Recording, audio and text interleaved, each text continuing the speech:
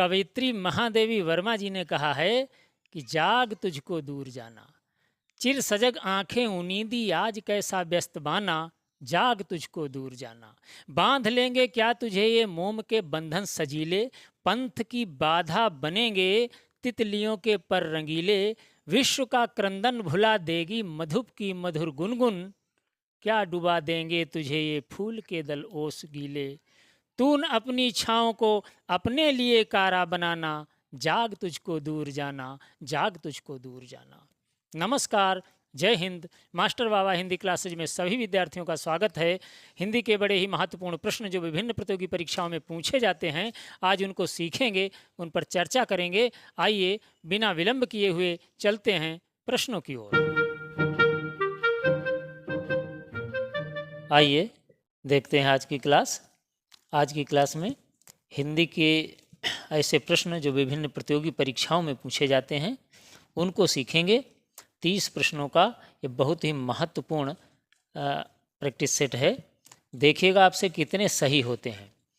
बहुत ढंग से, बहुत ध्यान से समझिएगा और प्रयास करिएगा कि अधिक से अधिक प्रश्न आप सही हल कर लें। तो चलते हैं हिंदी प्रैक्टिस सेट पहले प्रश्न की ओर। पहला प्रश्न है, निम्नलिखित में योग रूढ़ शब्द कौन सा है? योग रूढ़ शब्द पूछा गया है। दशानन, सलिल, कोयल, दावानल।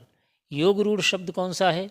देखिए, पहली बात ये है कि आपको ये समझना होगा, मुख्यतः शब्द 3 प्रकार के होते हैं। रूढ़ शब्द कौन कौन से? रूढ़ शब्द। और एक होते हैं यौगिक शब्द। कौन से होते हैं? यौगिक, यौगिक शब्द। और एक होते हैं योग रूढ़, योग रूढ़। अब इनमें अंतर समझ लीजिएगा। रूढ़ शब्द, यौगिक और योग रूढ़। रूढ़ शब्द वे हैं जैसे जो शब्द कहा जाए उसका वही अर्थ हो, एक ही अर्थ हो उसका। जैसे मान लीजिए पानी कहा गया, पानी, तो पानी का मतलब पानी है ना, पानी का तात्पर्य पानी। और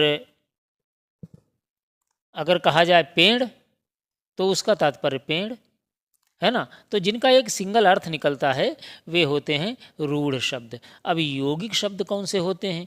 यौगिक शब्द वे शब्द होते हैं जो 2 मूल शब्दों के योग से बनते हैं। इनका नाम ही है यौगिक। जैसे विद्यालय, एक शब्द है विद्यालय। बहुत से शब्द हैं लेकिन चलिए विद्यालय से समझ लेते हैं। इसमें विद्या और धन आलय किया गया, अर्थात विद्या के लिए जो आलय है वह है विद्यालय। तो इसमें 2 शब्द आपस में मिलकर के एक तीसरा नया शब्द बना है। ऐसे शब्दों को कहते हैं यौगिक शब्द। अब योग रूढ़ समझिएगा। योग रूढ़ वे शब्द होते हैं जो 2 शब्द या 2 शब्दांशों के मिलने से बनते हैं, लेकिन उनका अर्थ थोड़ा अलग हटकर होता है। जैसे उदाहरण समझेंगे तभी विधिवत समझ में आएगा। जैसे जल है ना, जल ये तो है रूढ़ शब्द, लेकिन अब इसमें जा लगा दिया जाए, जलज कहा जाए, तो जलज का वास्तविक अर्थ होता है जल से उत्पन्न होने वाला, है ना, या जल में उत्पन्न होने वाला। जल जा का तात्पर्य जन्म लेना, उत्पन्न होना। तो जलज का तात्पर्य हुआ यदि कमल जल में खिला है वो भी जलज हुआ, अगर दूसरे कोई पौधा है वे भी जलज हैं, है ना, उसमें कोई जलीय जंतु हैं वे भी जलज हैं। लेकिन अब इसमें उन सबका अर्थ न लेकर के जलज जो शब्द है वो केवल कमल का पर्यायवाची बन गया। किसका पर्यायवाची? जलज का तात्पर्य है कमल। जलज है, अंबुज है, वारिज है, नीरज है, तो ये सब कमल के पर्याय हो गए। जबकि जो भी जलीय जंतु, जो भी जलीय पौधे हैं उन सब के लिए जलज होना चाहिए, लेकिन ऐसा नहीं हुआ। ये यौगिक है, इसलिए देखिए योग रूढ़ इसका नाम है। योग भी है इसमें, उसके अतिरिक्त ये रूढ़ हो गया किसके लिए? किसी एक ही वस्तु के लिए। ये केवल कमल के लिए रूढ़ हो गया, इसलिए इसे कहा गया योग रूढ़ शब्द। वही पूछ रहा है कि योग रूढ़ शब्द इनमें कौन सा है, ये बताना है। दशानन योग रूढ़ है, या सलिल या कोयल। देखिए सलिल का अर्थ होता है पानी, ये तो रूढ़ शब्द हो गया। कोयल का अर्थ है कोयल, ये रूढ़ शब्द हो गया, है ना। अब दावानल, दावानल कहते हैं, अनल और दावा इनकी संधि हुई। दावानल कहते हैं जंगल में लगने वाली आग को। दावानल का अर्थ है जंगल में लगने वाली आग, दावानल या दावाग्नि। अब यह शब्द हुआ ऑप्शन नंबर 1 पर जो लिखा है दशानन। ये शब्द क्या लिखा है? दशानन। दशानन का तात्पर्य है 10 हों जिसके आनन, 10 हैं जिसके आनन, अर्थात जिसके 10 मुख हैं वो दशानन कहा जाना चाहिए। लेकिन यह केवल रावण के लिए ही निश्चित हो गया, इसलिए यह शब्द है योग रूढ़ शब्द। कौन सा है ये? योग रूढ़। अगर किसी दूसरे व्यक्ति के भी दशानन होते, 10 आनन होते, तो उसको भी दशानन कहा जाना चाहिए था, लेकिन नहीं कहा गया। दशानन का अर्थ हमारे मस्तिष्क में तुरंत आ जाता है कि रावण, है ना, दशानन रावण। तो ये है योग रूढ़ शब्द। उम्मीद है आप लोगों ने विधिवत समझ लिया होगा रूढ़, यौगिक और योग रूढ़ शब्दों के बारे में। अगले क्वेश्चन की ओर चलते हैं। क्वेश्चन नंबर 2 पर लिखा हुआ है संकर शब्द बताइए। संकर शब्द बताइए। कौन है? कलाकार, बस यात्री, घर, पंकज। संकर शब्द किसे कहते हैं? किन्हीं 2 भाषाओं के योग से बनने वाला शब्द जो होता है उसे कहते हैं संकर शब्द। ये संकर ऐसे ही लिखा जाएगा, हाइब्रिड जिसे कहते हैं ना, 2 भाषाओं का योग हो जिसमें और तीसरा शब्द बन जाए, उसे कहते हैं संकर शब्द। अब देखिए क्या होगा? कलाकार बिल्कुल नहीं, घर बिल्कुल नहीं, पंकज बिल्कुल नहीं। पंकज कैसा शब्द है? पंकजा, कीचड़ में जन्म लेने वाला। अगर जोंक है उसको भी पंकज कहा जाना चाहिए था, लेकिन नहीं कहा गया। पंकज का अर्थ हो गया कमल, इसलिए ये भी योग रूढ़ है। लेकिन यहाँ पर हम बात करेंगे संकर शब्द की। संकर शब्द है बस यात्री। कौन सा है? बस यात्री। कैसे हुआ? बस जो है ये अंग्रेजी का शब्द है, बस, और यात्री तत्सम शब्द है हिंदी का, है ना। तो बस ये दूसरी भाषा और यात्री दूसरी भाषा, 2 भाषाओं के शब्दों को मिला करके एक शब्द बन गया बस यात्री, अर्थात बस में जो सफ़र कर रहे हैं। तो ये हो गया संकर शब्द। ऑप्शन नंबर 2 बिल्कुल सही होगा क्वेश्चन नंबर 2 का। अगले क्वेश्चन की ओर, क्वेश्चन नंबर 3। बहुत अच्छा प्रश्न है, देखिएगा आप कितने सही कर पाते हैं। देखिए इसमें आजमाइए स्वयं को। लोक मंगल की भावना का सर्वश्रेष्ठ कवि कौन है? लोक मंगल की भावना। लोक मंगल की भावना का अर्थ है जिसमें संसार के कल्याण की बातें अधिकतर समाहित हों, जिनके काव्य में, जिनकी रचनाओं में, है ना, जिनके सर्जन में। ऐसा कवि कौन है? सूरदास हैं या कालिदास हैं या कबीरदास हैं या तुलसीदास हैं? तो इसका बिल्कुल सही उत्तर है तुलसीदास। इनको लोक मंगल की भावना का कवि कहा जाता है, तुलसीदास को। समझ गए?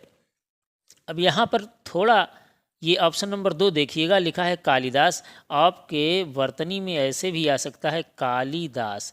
ये कालिदास गलत होता है, कालिदास नहीं होता, शब्द होता कालिदास। क्या होता? काली, ला में ई की मात्रा रहेगी, ह्रस्व ई की। ध्यान देना है आपको। अगले क्वेश्चन की ओर। अगला क्वेश्चन नंबर 4। निम्नलिखित में से कौन सा शब्द हिंदी शब्दकोश के अनुसार अंत में आएगा? बहुत अच्छा प्रश्न है, ध्यान से समझिएगा। कुछ परीक्षाओं में हिंदी शब्दकोश अर्थात डिक्शनरी से भी प्रश्न लिए जाते हैं। तो कैसे इसको हल करेंगे? कौन सा शब्द अंत में आएगा? 4 प्रकार के शब्द लिखे हुए हैं। कमल है, कटहल है, कलश है, कपट है। अब देखिए डिक्शनरी जो देखी जाती है उसमें जो शब्द लिखे हुए होते हैं वो वर्णमाला के अनुसार लिखे हुए होते हैं। यहाँ पर चारों शब्द का से प्रारंभ हुए हैं, सबके आरंभ में का है, इसमें भी और इसमें भी।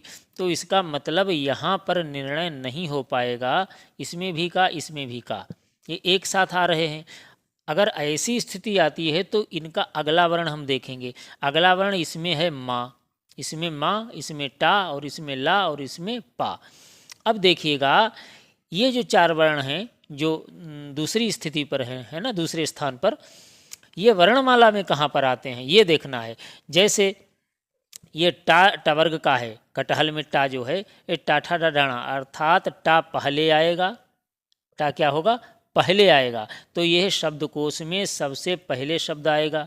जब टा जब प्रारंभ होगा तब ये का के बाद में जब टा प्रारंभ होगा तो ये पहले होगा। इन 4 शब्दों में पहले होगा। हम केवल इन 4 शब्दों की बात कर रहे हैं, तो ये पहले होगा कटहल। और उसके बाद में टा के बाद में यहाँ पर है पा, पा फा बा भा मा, ये दूसरे नंबर पर, तो ये दूसरे पर होगा।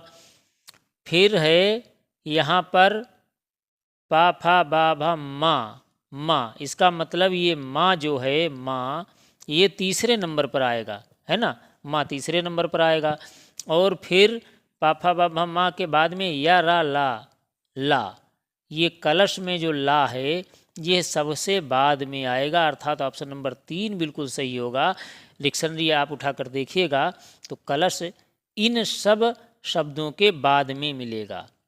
कलश से पहले ही आपको कमल भी मिल जाएगा, कटहल भी मिल जाएगा, कपट भी उसमें लिखा मिल जाएगा।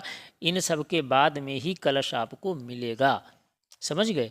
तो ऑप्शन नंबर 3 बिल्कुल सही है क्वेश्चन नंबर 4 का। अगले प्रश्न की ओर, क्वेश्चन नंबर 5, बच्चा दूध धीरे धीरे पीता है। बच्चा दूध धीरे धीरे पीता है में धीरे धीरे क्या है? ये जो धीरे धीरे लिखा है ये क्या है? विशेषण है, प्रविशेषण है, क्रिया विशेषण है या विशेष्य है?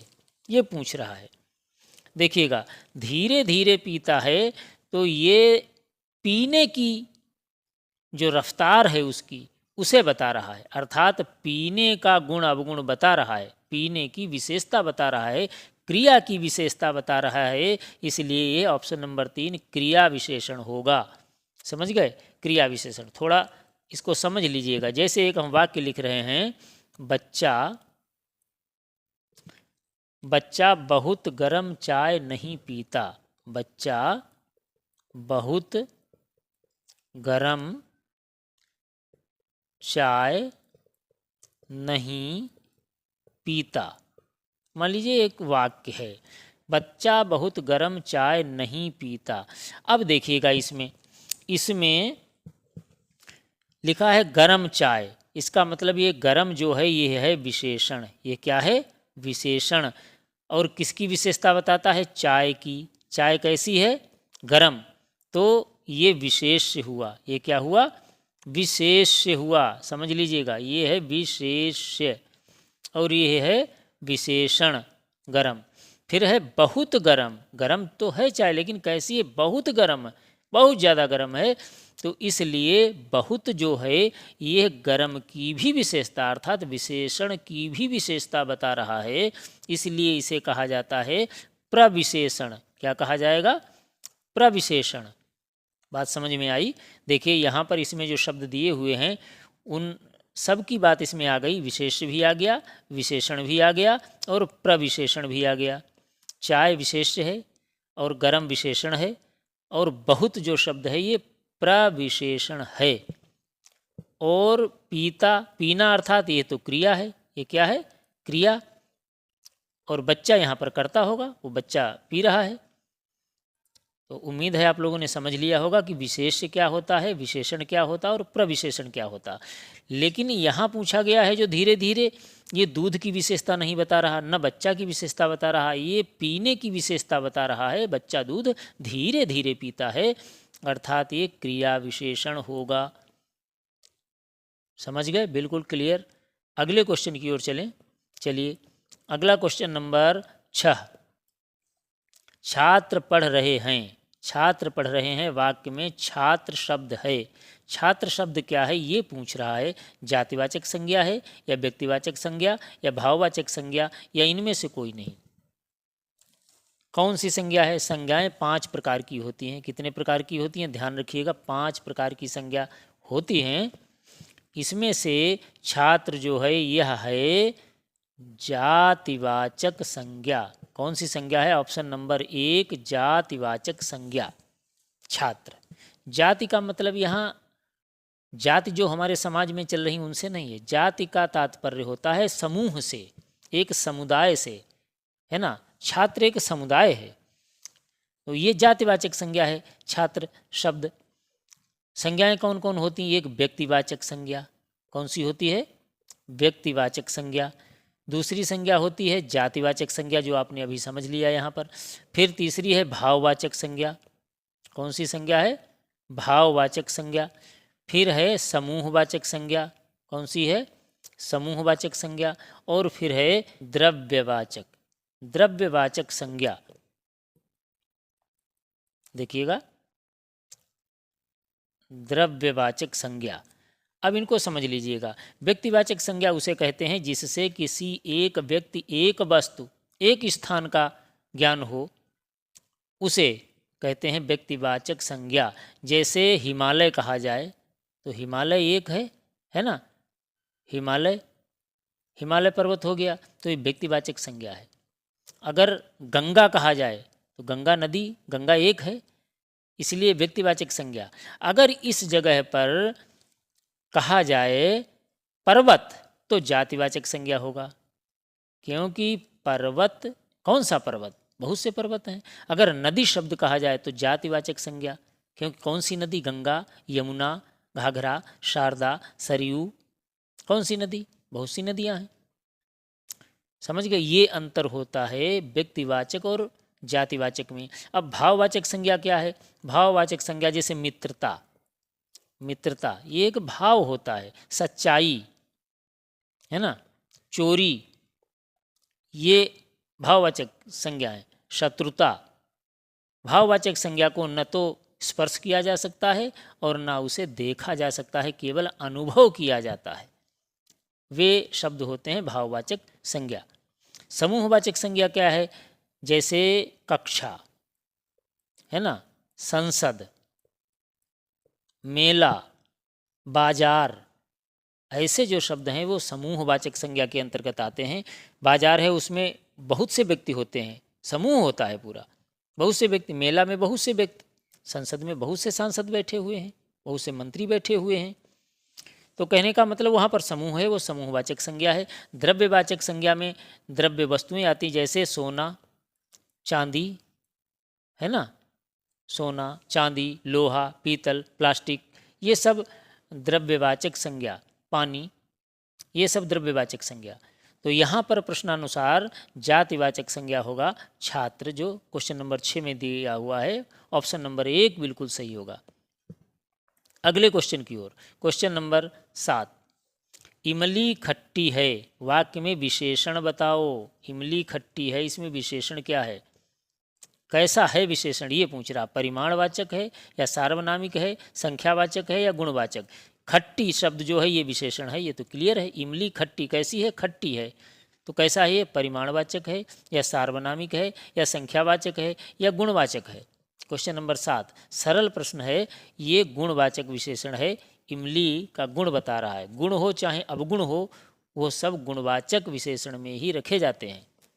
इमली कैसी है? खट्टी है, गुणवाचक विशेषण है। 4 प्रकार के विशेषण होते हैं। गुप संसा विशेषण, ये एक सूत्र है, याद कर लीजिएगा। गुप संसा विशेषण, ये ट्रिक है। गुप संसा, गु से हो गया गुणवाचक, पा से परिमाणवाचक, सं से संख्यावाचक और सा से सार्वनामिक विशेषण। ये 4 प्रकार के विशेषण होते हैं। यहाँ पर गुणवाचक विशेषण बिल्कुल सही है। अगले क्वेश्चन की ओर चल रहे हैं। Question number 8। करपट का अर्थ है। करपट का अर्थ पूछा गया है। क्या है करपट का अर्थ? कपट या कपड़ा या किवाड़ या कछुआ? करपट का अर्थ पूछ रहा है। करपट का अर्थ होता है कपड़ा। ऑप्शन नंबर 2 बिल्कुल सही है। प्रश्न आया हुआ है परीक्षा में, तो ध्यान से समझिएगा, ऐसे प्रश्न आते हैं। करपट आ चुका है। करपट कपड़ा को कहते हैं, किवाड़ को कपाट कहते हैं, ये भी समझ लीजिएगा। किवाड़ है तद्भव और इसका तत्सम होता है कपाट। कछुआ ये भी तद्भव है, कच्छप होता है इसका तत्सम। समझ गए? एक शब्द और पूछा जाता है कर्पूर। कर्पूर ऐसे, कर्पूर ये तत्सम है और इसका तद्भव होता है कपूर। समझ गए। अगले क्वेश्चन की ओर, क्वेश्चन नंबर 9। क्वेश्चन नंबर 9 पर लिखा हुआ है माँ बच्चे को सुलाती है, वाक्य में किस प्रकार की क्रिया का प्रयोग हुआ है। माँ बच्चे को सुलाती है, तो यहाँ पर सुलाना यही तो क्रिया है। क्रिया के अंदर की काइंड पूछी गई है, कौन सी क्रिया है, अनुकरणात्मक है या प्रथम प्रेरणार्थक है या द्वितीय प्रेरणार्थक है या संयुक्त क्रिया है।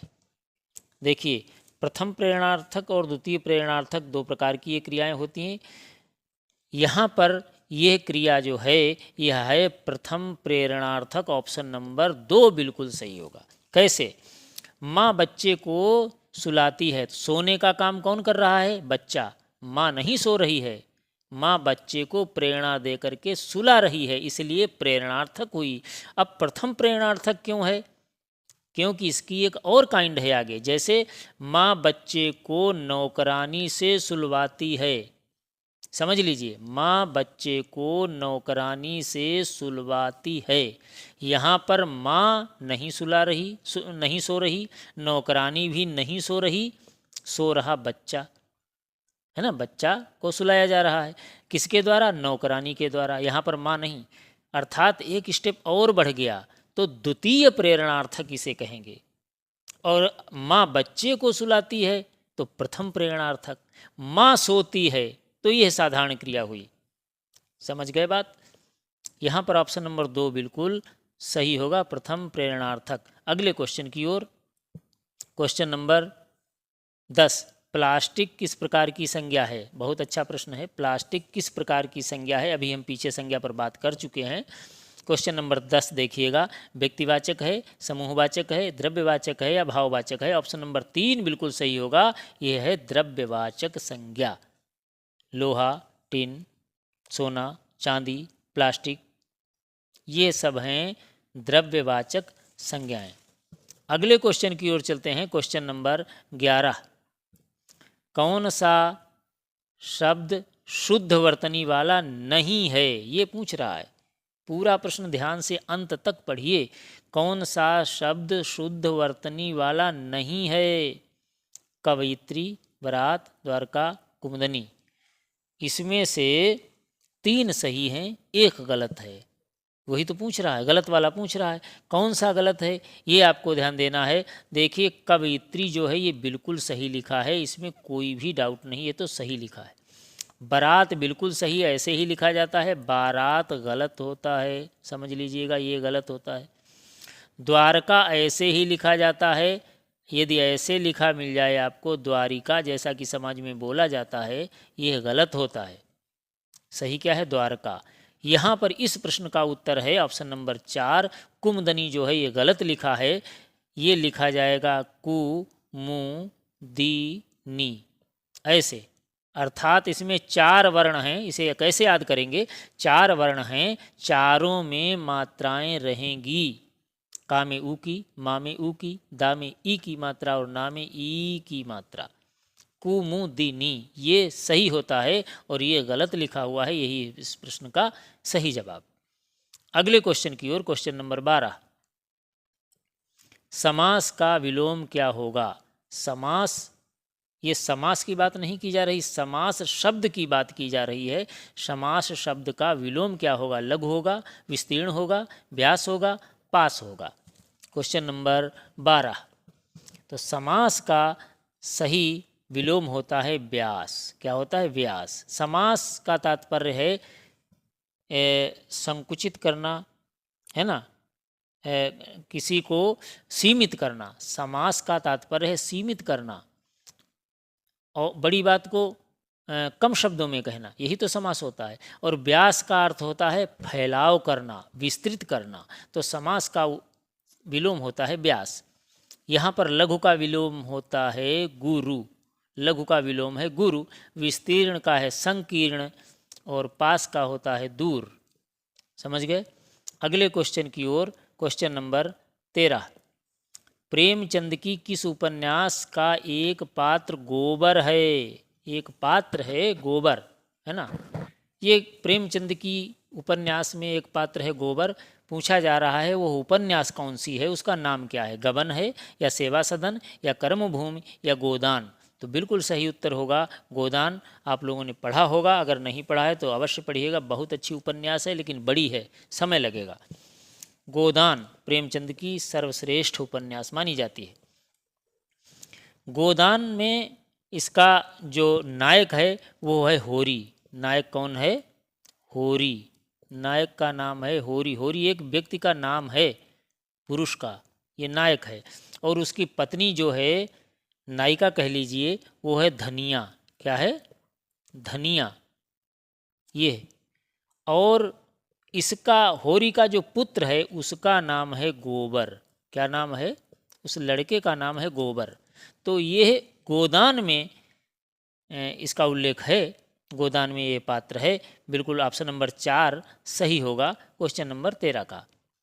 अगले क्वेश्चन की ओर चलते हैं। क्वेश्चन नंबर 14, श्वेत का विलोम शब्द बताइए। श्वेत का विलोम शब्द बताइए, क्या होगा?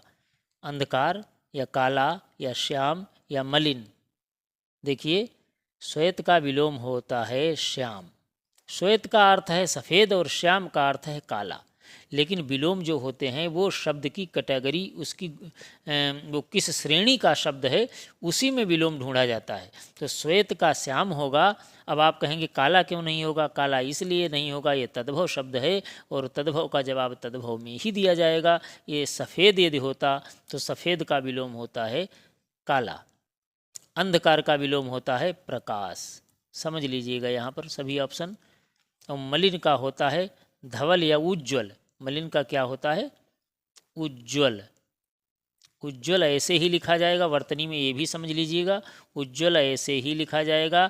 2 जा रहेंगे आधे, फिर वा बनेगा और ला, और शुरुआत में ऊ होगा, उज्ज्वल। समझ गए? यहाँ पर ऑप्शन नंबर 3 बिल्कुल सही है क्वेश्चन नंबर 14 का। अगले क्वेश्चन की ओर चलते हैं। क्वेश्चन नंबर 15, निम्नलिखित में कौन सा वर्ण अघोष नहीं है? अघोष नहीं है अर्थात सघोष पूछ रहा है ना? कौन सा होगा? का, फ, ग या फिर श? कौन सा होगा इसमें? सघोष। देखिए, एक सूत्र है, आप समझ लीजिए ढंग से। अघोष और सघोष के लिए बहुत सरल, बहुत अच्छा एक सटीक सूत्र है, ट्रिक है। अघोष 12 सा सा सा, इससे अच्छा कुछ नहीं। अघोष 12 सा सा सा सा सा सा, ये ट्रिक है। इसका मतलब क्या है? 12 का तात्पर्य है जो 5 वर्ग होते हैं, कवर्ग, चवर्ग, टवर्ग, तवर्ग और पवर्ग। उन वर्गों का पहला वर्ण और दूसरा वर्ण ये होते हैं अघोष। अर्थात यदि क वर्ग लिया जाए तो उसमें से का और खा, ये पहला हुआ, ये दूसरा, ये दोनों हैं अघोष। ऐसे ही चवर्ग का चाछा अघोष हुआ, टवर्ग का टाठा अघोष हुआ और तवर्ग का ताथा अघोष हुआ, पवर्ग का पाफा अघोष हुआ। इसके अतिरिक्त ये तीनों प्रकार के शा, तालव्य शा, मूर्धन्य शा और दंत शा, ये तीनों होते हैं अघोष। अघोष 12 सा सा सा, अघोष 12 सा सा सा, ये आपको याद करना है। समस्या खत्म हो जाएगी अघोष और सघोष की। अब हमको इसमें प्रश्नानुसार देखना है विकल्प में क्या दिया हुआ है। देखिए, का ऑप्शन नंबर 1 पर दिया है का, ये पूछ रहा है अघोष नहीं है अर्थात सघोष पूछ रहा है। का खा, का जो है वो प्रथम नंबर पर है, इसका मतलब ये अघोष है, और ये पूछ रहा है अघोष नहीं है अर्थात यह जवाब नहीं होगा। फिर पा फा, फा दूसरे नंबर पर, यह भी जवाब नहीं होगा क्योंकि यह अघोष है। का खा गा, ये तीसरे नंबर पर है, ऑप्शन नंबर 3 बिल्कुल सही होगा। गा वर्ण जो है वो अघोष नहीं है, यह है सघोष। फिर ये मूर्धन्य शा दिया हुआ है, ये तो क्लियर यहाँ पर लिखा है, ये भी अघोष होता है। अघोष याद कर लेंगे, इसके अतिरिक्त जो भी बचेगा वो सब होता है सघोष। समझ गए? यहाँ पर क्वेश्चन नंबर 15 का ऑप्शन नंबर 3 बिल्कुल सही होगा। गा वर्ण जो है वो अघोष नहीं है। अगले क्वेश्चन की ओर, क्वेश्चन नंबर 16, कोई आ रहा है में किस प्रकार का सर्वनाम है? सर्वनाम से प्रश्न लिया गया है, आपकी परीक्षाओं में सर्वनाम पूछा जाता है। कौन सा सर्वनाम है? कोई आ रहा है, इस वाक्य में सर्वनाम है, कौन सा सर्वनाम है ये पूछा जा रहा। पुरुषवाचक, अनिश्चयवाचक, निश्चयवाचक या निजवाचक। क्वेश्चन नंबर 16 देखिएगा, सर्वनाम 6 प्रकार के होते हैं। कितने प्रकार के होते हैं? 6 प्रकार के सर्वनाम होते हैं। पुरुषवाचक सर्वनाम, निश्चयवाचक सर्वनाम, अनिश्चयवाचक सर्वनाम, प्रश्नवाचक सर्वनाम, संबंधवाचक सर्वनाम और निजवाचक सर्वनाम। पुण्य अप्रसन्न सर्वनाम इसकी एक ट्रिक है। सर्वनाम की क्लास जब आप देखेंगे तो उसमें इसका पूरा विवरण मिलेगा। यहाँ पर ये जो कोई आ रहा है, कोई है, कौन आ रहा है ये क्लियर पता नहीं है। कोई अर्थात अनिश्चितता है, तो यहाँ पर होगा अनिश्चयवाचक सर्वनाम। ऑप्शन नंबर 2 बिल्कुल सही होगा। कोई आ रहा है, लेकिन कौन आ रहा है ये नहीं मालूम है हमें। कोई आ रहा है, कोई जो शब्द है वो अनिश्चयवाचक शब्द है, अनिश्चयवाचक सर्वनाम यहाँ पर होगा। ऑप्शन नंबर 2 बिल्कुल सही है क्वेश्चन नंबर 16 का। अगले प्रश्न की ओर चलते हैं। क्वेश्चन नंबर 17 यहाँ लिखा है कैंची शब्द है। कैंची शब्द किस भाषा का है ये पूछने का तात्पर्य है। ये हिंदी है, तुर्की है, उर्दू है या फिर जापानी है। ये शब्द बहुत ज़्यादा पूछा जाता है कैंची। ध्यान से समझ लीजिएगा, यह शब्द है तुर्की भाषा का। किस भाषा का है? तुर्की भाषा का है। हिंदी में तत्सम शब्द इसके लिए है, उसे कहते हैं करतरी। ध्यान से समझिएगा, करतरी का अर्थ होता है कैंची। करतरी अर्थात काटने वाली, कैंची को कहते हैं करतरी। और कैंची जो शब्द है ये तुर्की भाषा का है, हिंदी में चलता है। अगले प्रश्न की ओर, क्वेश्चन नंबर 18 किसी ग्रंथ या पुस्तक में सार गर्भित वाक्य को क्या कहते हैं ये पूछा गया। किसी भी पुस्तक में या ग्रंथ में जो सार गर्भित वाक्य कहीं कहीं पर मिलते हैं उन्हें क्या कहा जाता है ये पूछने का तात्पर्य है। श्लोक कहते हैं या गर्भवाक्य कहते हैं या सूक्ति कहते हैं या अभ्युक्ति कहते हैं। बिल्कुल सीधा सा इसका उत्तर है ऑप्शन नंबर 3, उसे कहते हैं सूक्ति। क्या कहते हैं? सूक्ति। अब यहाँ पर थोड़ा समझ लीजिएगा, सूक्ति का यदि संधि विच्छेद पूछ दिया जाए, संधि से प्रश्न आ जाए, तो इसका होता है सुधन उक्ति। क्या होता है? सुधन उक्ति। यहाँ का उ और यहाँ का उ ये आपस में मिलेंगे, इनकी संधि होगी तो शब्द बनेगा सूक्ति। क्या बनेगा? सूक्ति। कौन सी संधि है ये? स्वर संधि है और दीर्घ स्वर संधि है। कौन सी संधि है? दीर्घ स्वर संधि है। तो यहाँ पर ऑप्शन नंबर 3 बिल्कुल सही होगा। अगले क्वेश्चन की ओर चलते हैं। क्वेश्चन नंबर 19 प्रेम सागर के लेखक हैं। प्रेम सागर ये एक पुस्तक है, उसके लेखक कौन हैं? सदल मिश्र या लल्लूलाल या कबीरदास या हरिओद। कौन से हैं? देखिएगा, यहाँ पर लल्लूलाल ऑप्शन नंबर 2 पर जो लिखा हुआ है, इनकी पुस्तक है प्रेम सागर। लल्लूलाल इसके लेखक हैं। सदल मिश्र की पुस्तक पूछी जाती है नासिकेतोपाख्यान। कौन सी? नासिकेतोपाख्यान। कबीरदास का जो संग्रह है उसे कहते हैं बीजक। क्या कहते हैं? बीजक। इसमें साखी, शबद और रमैनी, ये 3 प्रकार की, रमैनी अर्थात चौपाई, शबद जो पद हैं, साखी जो दोहा दिए हुए हैं उनको कहते हैं। और कुल मिलाकर के वो जो पुस्तक है, संग्रह जो संकलन किया गया है, उसका नाम है बीजक। समझ गए? हरिओद की पुस्तक जो सबसे ज़्यादा इनका ग्रंथ पूछा जाता है उसका नाम है प्रिय प्रवास। क्या है? प्रिय प्रवास। खड़ी बोली का प्रथम काव्य भी ये कहा जाता है।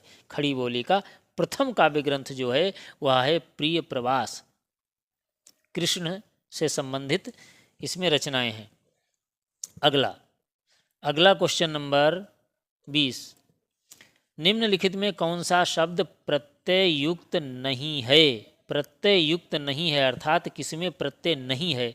भाषा, बोली, अंकुर, प्यास। देखिए, भाषा में आ प्रत्यय है, भाष में आ लगाया गया तब बना भाषा। बोली में ई प्रत्यय है तब शब्द हुआ बोली।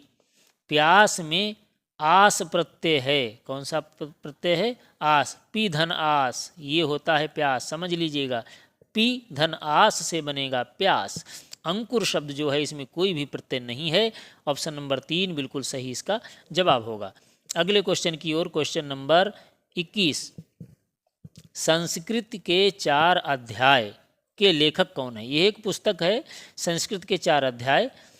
इसके लेखक कौन है? रामचंद्र शुक्ल या हजारी प्रसाद द्विवेदी या फिर अज्ञेय या रामधारी सिंह दिनकर? तो बिल्कुल सही उत्तर है इसका क्वेश्चन नंबर 21 का कौन सा सही होगा? सोचिए। रामधारी सिंह दिनकर, ऑप्शन नंबर 4 बिल्कुल सही है। इनकी अन्य पुस्तकें पूछी जाती हैं। उर्वशी, अन्य रचनाएं इनकी हैं। उर्वशी काव्य ग्रंथ है, और ये संस्कृत के 4 अध्याय गद्य ग्रंथ है। रश्मिरथी ये भी काव्य ग्रंथ है, ये भी इनका पूछा जाता है। रश्मिरथी रामधारी सिंह दिनकर का। अगले क्वेश्चन की ओर, क्वेश्चन नंबर 22 पर लिखा हुआ गेहूं का तत्सम बताइए। वेरी वेरी मोस्ट है ये, बहुत ज़्यादा आने वाला ये शब्द है। गेहूं का तत्सम बहुत पूछा जाता है। क्या होगा? गोधूल, गोधूम, गोमय या इनमें से कोई नहीं? तो ऑप्शन नंबर 2 गोधूम कहते हैं गेहूं को। गेहूं है तद्भव और तत्सम होता है गोधूम। समझ गए? गोधूल ये एक बेला होता है, बेला होती है समय, शाम के समय, सूर्यास्त के समय का जो वो टाइम जो होता है, अवधि, उसको कहते हैं गोधूल बेला। समझ गए? गोमय ये तत्सम है और तद्भव इसका होता है गोबर। गोबर को कहते हैं गोमय, समझ लीजिए ध्यान से। और गोधूम को कहते हैं गेहूं।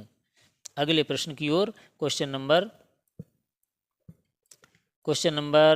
23 पर लिखा हुआ है आजकल आडंबर बहुत है में रेखांकित है। ये रेखांकित आजकल है, यहाँ पर ये पूरा आजकल ये रेखांकित है। तो रेखांकित क्या है? क्रिया है या कर्म है या अव्यय है या विशेषण है? क्या है? रेखांकित जो है प्रश्न संख्या 23 ये है अव्यय। ऑप्शन नंबर 3 बिल्कुल सही है, अव्यय। अव्यय वे शब्द होते हैं जिनमें किसी भी प्रकार का परिवर्तन नहीं होता है, चाहे जिस स्थिति में उनका प्रयोग किया जाए, चाहे जिस वाक्य में उन्हें लिखा जाए, आजकल ऐसा ही लिखा जाएगा। आजकल आडंबर बहुत है, आजकल चोरी बहुत है, आजकल सच्चाई बहुत है, आजकल अच्छे मित्र नहीं हैं, आजकल अच्छे मित्र हैं। मतलब आजकल जो है वो आजकल ही रहेगा, इसमें कोई परिवर्तन नहीं होगा। जैसे धीरे धीरे, ये भी अव्यय है।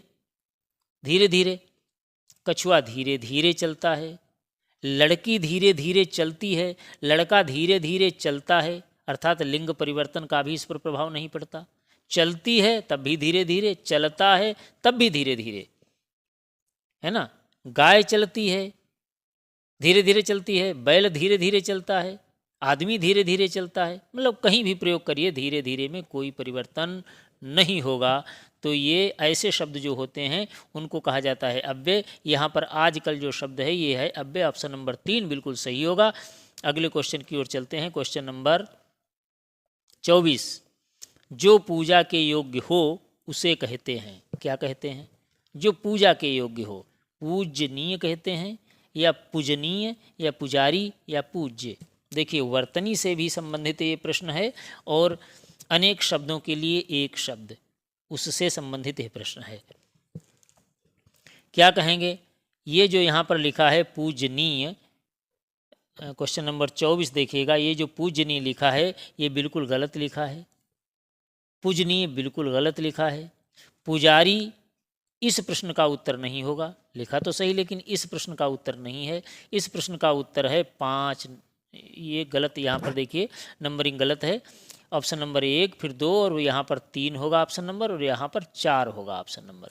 समझ गए? तो ऑप्शन नंबर 4 पर लिखा है पूज्य, यही बिल्कुल सही है। जो पूजा के योग्य है उसे कहा जाता है पूज्य, या फिर उसे कह सकते हैं पूजनीय। 2 तरीका से इसे लिख सकते हैं। पूजनीय ये भी सही है और पूज्य ये भी सही है, लेकिन पूजनीय ये गलत है। समझ गए? उम्मीद है आप लोगों ने ढंग से समझ लिया होगा। अगले क्वेश्चन की ओर, क्वेश्चन नंबर 25, अर्धविराम का सही चिन्ह है। अर्धविराम कैसे लगाया जाता है ये पूछा गया है। अर्धविराम कैसे लगता है? देखिए, ये जिसको हम कहते हैं कॉमा, ये होता है अल्प विराम। ये क्या है? अल्प विराम, अर्थात बहुत कम जब रुकना होता है तब इसका प्रयोग होता है। और जहाँ पर इससे कुछ ज़्यादा रुकना होता है वहाँ पर अर्ध विराम का प्रयोग किया जाता है। ऑप्शन नंबर 2 बिल्कुल सही है। इसे ऐसे लगाया जाता है कॉमा और उसके ऊपर फिर एक बिंदु रहता है, ये है अर्ध विराम। और ये जो ऑप्शन नंबर 3 पर है इसे संबोधन या विस्मयादि बोधक चिन्ह कहते हैं। ऐसे रेखा खींच के नीचे बिंदु रखा जाता है। और ये जो ऑप्शन नंबर 4 पर है ये पूर्ण विराम है, ऐसे। तो यहाँ पर ऑप्शन नंबर 2 बिल्कुल सही है, अर्ध विराम ऐसे लगाया जाएगा। समझ गए? अगले क्वेश्चन की ओर चलते हैं। अगला क्वेश्चन है क्वेश्चन नंबर 26। अजात शत्रु का अर्थ क्या है? अजात शत्रु, अजात शत्रु किसे कहते हैं? जिसके साथ कोई शत्रु नहीं जाता, या फिर इसके शत्रु बहुत हैं, जिसके शत्रु बहुत हैं, या फिर जिसका कोई शत्रु पैदा ही नहीं हुआ, या फिर शत्रु आता जाता रहता है। तो बिल्कुल सही इसका उत्तर होगा जिसका कोई शत्रु पैदा ही नहीं हुआ उसको कहते हैं अजात शत्रु। जिसका कोई शत्रु नहीं है उस व्यक्ति को कहते हैं अजात शत्रु। समझ गए? ऑप्शन नंबर 3 बिल्कुल सही होगा। अगले क्वेश्चन की ओर, क्वेश्चन नंबर 27 कृतज्ञ। क्वेश्चन नंबर 27 पर लिखा है कृतज्ञ का विलोम बताइए। क्या होगा? कृपण, कठिन, दयालु, कृतघ्न। कृतज्ञ का विलोम होता है कृतघ्न। कृतज्ञ किसे कहते हैं? किए हुए उपकार को मानने वाला जो है उसे कहते हैं कृतज्ञ। और जो किए हुए उपकार को न माने अर्थात एहसान न माने उसे कहते कृतघ्न। ऑप्शन नंबर 4 बिल्कुल सही होगा। लेकिन यहाँ पर हम दूसरे विकल्प भी देख लेते हैं। कृपण का विलोम यदि पूछ दिया जाए तो होता है उदार। कृपण कहते कंजूस को। समझ गए? इसका विलोम होता है उदार। कठिन का होता है सरल। और दयालु का होता है निर्दय। दयालु का क्या होता है? निर्दय। निर्दयी नहीं होगा, ये भी ध्यान रखना है। निर्दयी नहीं होगा, निर्दयी कोई शब्द होता ही नहीं, शब्द है निर्दय। समझ गए? अगले क्वेश्चन की ओर, क्वेश्चन नंबर 28। उसने कहा कि मैं अपने घर जाता हूँ। वाक्य है कैसा है? सरल वाक्य, मिश्र वाक्य, संयुक्त वाक्य या प्रश्नवाचक वाक्य है ये। उसने कहा कि मैं अपने घर जाता हूँ। देखिए 2 छोटे छोटे वाक्य मिले हैं यहाँ पर और उनको जोड़ने का कार्य कौन कर रहा है? ये कि। उसने कहा कि, यदि कि आता है कहीं पर तो वो हमेशा मिश्र वाक्य होगा। ध्यान रखिएगा, मिश्र वाक्य होगा। सरल वाक्य क्या होगा? जैसे होता यहाँ पर कि वह अपने घर जाता है, वह अपने घर जाता है, तो ये हो जाता सरल वाक्य। उसने कहा कि मैं अपने घर जाऊंगा, ये 2 पार्ट हैं यहाँ पर इसके वाक्य के, तो ये संयुक्त मिश्र वाक्य है। अब संयुक्त वाक्य क्या होगा? संयुक्त और मिश्र में जरा सा फर्क है। संयुक्त वाक्य वो होगा जैसे लिखा जाए वह बहुत होशियार है इसलिए सफल हो गया। एक वाक्य है वह बहुत होशियार है इसलिए सफल हो गया, इसमें इसलिए शब्द आ गया बीच में। यह 2 वाक्यों को जोड़ने का कार्य कर रहा। वह बहुत होशियार है एक वाक्य हो गया, फिर सफल हो गया ये दूसरी बात हो गई। लेकिन इसलिए जो शब्द बीच में है यह जोड़ने का कार्य कर रहा है, इसलिए इसे कहा जाता है संयुक्त वाक्य। और प्रश्नवाचक आप सब जानते हैं, जैसे कहा जाए कौन शोर कर रहा है और अंत में उसके प्रश्नसूचक निशान भी लगता है। तो यहाँ पर ऑप्शन नंबर 2 बिल्कुल सही होगा, क्वेश्चन नंबर 28 का। अगले क्वेश्चन की ओर चल रहे हैं। 29 नंबर, शीत का विलोम है। शीत का विलोम क्या होगा? गर्म या उष्ण या ठंडा या शीतोष्ण। क्या होगा शीत का विलोम? गर्म होगा? बिल्कुल नहीं, गर्म का विलोम होता है ठंडा और ठंडा का विलोम होता है गर्म। समझ गए? शीत का विलोम होता है उष्ण। शीत का अर्थ ठंडा से ही है, उष्ण का अर्थ गर्म से ही है। लेकिन हमने अब पीछे बताया था कि शब्द जिस श्रेणी का होता है उस श्रेणी में उसका विलोम माना जाता है। और शीतोष्ण का अर्थ हुआ शीत और उष्ण दोनों, ठंडा और गर्म। तो इससे तो कोई मतलब ही नहीं रहा यहाँ पर। ऑप्शन नंबर 2 बिल्कुल सही होगा, क्वेश्चन नंबर 29 का, उष्ण। अगले क्वेश्चन की ओर, क्वेश्चन नंबर 30, महाप्राण वर्ण कौन सा है? महाप्राण वर्ण कौन सा है? देखिए, जैसे अभी पीछे आपने समझा था अघोष और सघोष, ऐसे ही होता है अल्प प्राण और महाप्राण। क्या होता है? अल्प प्राण और महाप्राण। अल्प प्राण, इसका सूत्र है अल्प प्राण 135 या रा ला हुआ। ये है, आपको याद करना है। अल्प प्राण 135 या रा लावा। 135 का मतलब है जो वर्ग हैं वो 5 वर्ग, कवर्ग और चवर्ग, टवर्ग, तवर्ग और पवर्ग, उनका पहला और तीसरा और पांचवा वर्ण, साथ में या, रा, ला और वा, ये वर्ण, ये सब होते हैं अल्प प्राण। ये क्या होते हैं? अल्प प्राण, इनको कहा जाता है। और इसके अतिरिक्त जो भी बचा है वो सब हुआ महाप्राण। ये महाप्राण पूछ रहा है, महाप्राण वर्ण कौन सा है? तो देखिएगा, ये टा है। टा, ठा दूसरे नंबर पर है। टा और ठा ये दूसरे क्रम पर आता है और दूसरा क्रम इसमें नहीं दिया हुआ है। ये कह रहा है कि पहला और तीसरा और पांचवा जो होता है वही होता है अल्प प्राण, अर्थात ये महाप्राण हो गया। ऑप्शन नंबर 1 इसका सही जवाब होगा। दूसरा ऑप्शन देखते हैं, इस पे लिखा है टा। टा 1 नंबर पर, अर्थात ये अल्प प्राण है। पा, पवर्ग का, ये भी अल्प प्राण 1 नंबर पर। और बा, पा फा बा, अर्थात तीसरे नंबर का है ये बा, ये भी हुआ अल्प प्राण। तो महाप्राण इसमें केवल है ठा, जो ऑप्शन नंबर 1 पर लिखा हुआ है, यही इसका सही उत्तर होगा। क्वेश्चन नंबर 30 का महाप्राण वर्ण कौन सा है, ये पूछा गया। बस आज की इस श्रृंखला का ये अंतिम प्रश्न था। उम्मीद है आप लोगों ने ढंग से समझा होगा।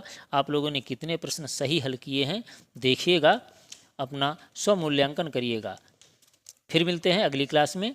जय हिंद।